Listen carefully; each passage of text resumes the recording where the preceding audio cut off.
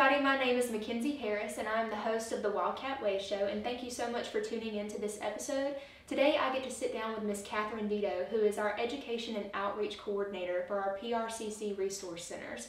And I'm so excited to have her on today. Thank you so much for being here. Thank you. I'm excited to be here. Absolutely. Well, and I'm excited to get to see this center. This is the first time that I've actually been over here and seeing it. So tell us a little bit about your role here and what this center is that we're sitting here at. I'm the Outreach and Education Coordinator here, and PRCC has two resource centers. We have one that's on the Poplarville campus, and we have another one that's in Petal, and we've kind of joined with Petal Public Schools to offer that in the Coleman Center there. We are very fortunate and blessed to have the facility that we have right now. Dr. Brewerwood and Dr. Causey and our board was able to purchase this building in 2019. And so we moved to this very large location, and it suited just for our needs. It's wonderful. And we have lots of resources for the community. We focus on birth through 5. So we have a ton of educational toys and books and all sorts of things that you'd want to bring your child and come here and play with. But you could also check those materials out and take them home with you, just like you would a public library. It's amazing. We have two people that you would see when you walk into our locations. It's a resource and a Referral Associates. And they're the person who can help you find resources while you're there. They can help you use the equipment or anything that you might need while you're at the center. And we have 3 coordinators for technical assistance, and they work directly with the child care centers, and they will provide professional development or anything else that they might need in their classrooms there on site.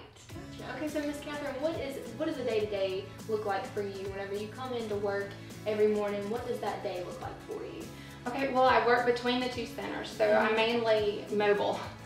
And I work with a lot of numbers because I deal with the budget for our grant, and I also work to secure grant funding, which is, you never know where the grant is going to come from. Right now, we are working with MDHS under the Mississippi Referral and Resource Network, and that is just an invaluable source. It's amazing. They are wonderful. And so we go from grant to grant for our funds.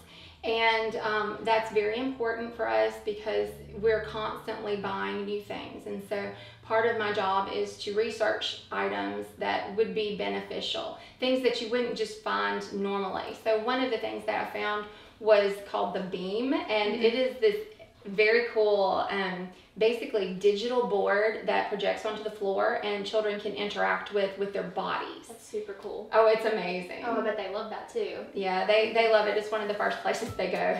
So what do they get to do with this Beam? Like what kind of games are they playing? Okay, well, we have learning games, so it might be educational. It's all education. Okay, awesome. Yeah. But part of education is not just ABCs and numbers. Part of it is physical development and social emotional development, and even just learning to play something with another child is education to a young child. Absolutely. So you're dealing a lot with the community youth that's around Pearl River County, right? So tell us a little bit about like those different age groups and maybe like how they learn and what those different age groups have to have in order to reach that full development that you're looking for here at this program. Okay, well, we try to educate the whole child. So some of that does go back to the parent because, you know, as a new parent, you don't always know how to interact with your child. And you don't realize necessarily that reading a book is more than just reading the words on the page, but it's actually pointing to things as you talk to them. Look at the red bird flying high in the sky. Those sorts of things we can not demonstrate for parents, but when we have story times, they can watch and learn just by watching that. But then they also learn from each other. So, you know, if you have a parent who's just really good at playing kitchen with a child, another parent may join in that, just watching the other parents. So we learn a lot from each other in that. Children need to have space to explore their environment and not just be pinned in to one little area. So you want them to be able to see a toy on the other side of the room and move over there themselves and get that toy and play with it and not be hindered. And you know, when we go into a store, you may see a ton of toys, but some of those are off limits. Here, it's not off limits. You can touch anything. It's designed for little kids. Perfect. And so, as a new parent, like you were talking about, this center, you want a new parent to know that this is a resource for them, that they would be able to come here and utilize this center and this program. Absolutely. As a parent myself, that's how I first even found out about the center. I had a young child, she was 2 at the time, and I started using it. It was in a different location, but I started using it and checking materials out. And I joked that I loved it so much, I was here so much that they offered me a job, you know. Yeah. But it's really just a wonderful resource for parents to come and use and play here, but also take those toys home, because educational toys are, at least the high quality ones, are very expensive. And children don't play with them for a long time, you know, before they lose interest. So you can come here, pick out the toy, take it home, play with it, and then when they're done with it, bring it back and get something else. And I don't know about you, but I don't have enough space to store everything in my home that I'd want to. So it's really good for that as well. Absolutely. And so tell us a little bit about this space that we have here. We have different sections in this center. We have the different math, the science, STEM. Kind of hit on those different realms of what's in this center? Okay, well, we have different rooms. So the first room that you would see when you walk in would be our kitchen and imaginative play. So you have a little kitchen set up with a store and any kind of like trucks and things like that you would play with. A baby care center where you could play house and just imaginative play. And then we have on the other side of the building a loft for our older kids and a loft for our toddlers and infants. And they can just explore, and parents can feel comfortable knowing that it's a safe place for them to climb and crawl. And we have another area that is specifically designed for 2 and under, and it would have just manipulatives that are designed for babies and infants. And it wouldn't have the tiny pieces that you might have for 4 or 5-year-olds. We have a math area and a STEM area, a building block area, a language and like reading area. And then in the back of the building we have a resource center that would have things like large roll paper and die cuts, and that's where we would have our larger events where we would have maybe a craft set up, and different trainings are in that room. In another smaller space we have a quiet room, because sometimes if we have several kids in here it can become overwhelming, and so you might need to just find a space where it's completely quiet and just get all of yourself back together and you know, just desensitize for a few minutes before you come back and play some more. And then we also have one room that's dedicated to our bean, and it is it's wonderful. It has a huge mirror, and then you have the beam on the floor for the kids to play with.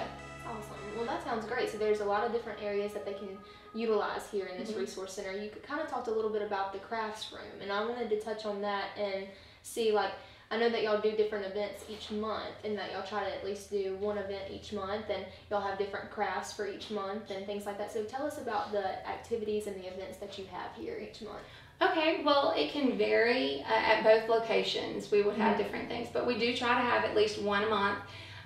We would have maybe a craft, or we would have different items set out, different sensory bins or different activities. Sometimes the activities would focus on math or language, or you might even have a variety of those, but they're all meant for hands-on exploration by children. And then sometimes we have special events, like we just had one that was based off of Valentine's. And then Dr. Seuss has a birthday coming up in March, so of course the first week of March is going to be dedicated to Dr. Seuss. Right. And then in April we'll have the week of the young child, and we'll have different events for that. So each month it really just depends on what's going on.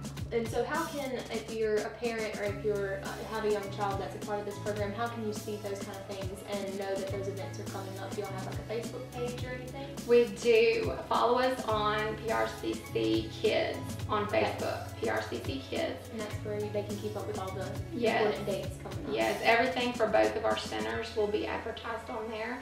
And then they could also call the center. If they call the Poplarville Center, we can find out where they need to go. But it's 601-403-1492. Awesome. So that's a good resource for everybody to kind of see what's going on here. Yeah. And then too, I wanted to talk to you about, as a student myself, like this is the first time that I've even been able to come over here and see this. What do you want students to know from Pearl River Community College about this center and the ways that they can utilize this center? Well, it's a really valuable for our students because we will print educational materials for free.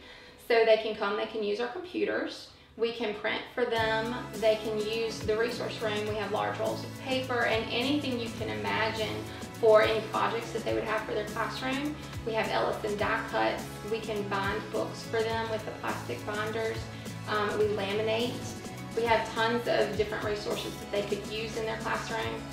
We had one student who was actually part of the Childhood Development Technology program, and I had actually taught her in elementary school. And she would come over all the time and use the resources for projects, for classes, and I would love to see a lot of our students coming over here. Absolutely. Well, I think that this is a great center for anybody in the community to really utilize, and especially our students over at Pearl River Community College, and the fact that y'all have everything here. And I'm so excited that I'm going to get to show, more people about what you're doing over here at this resource center.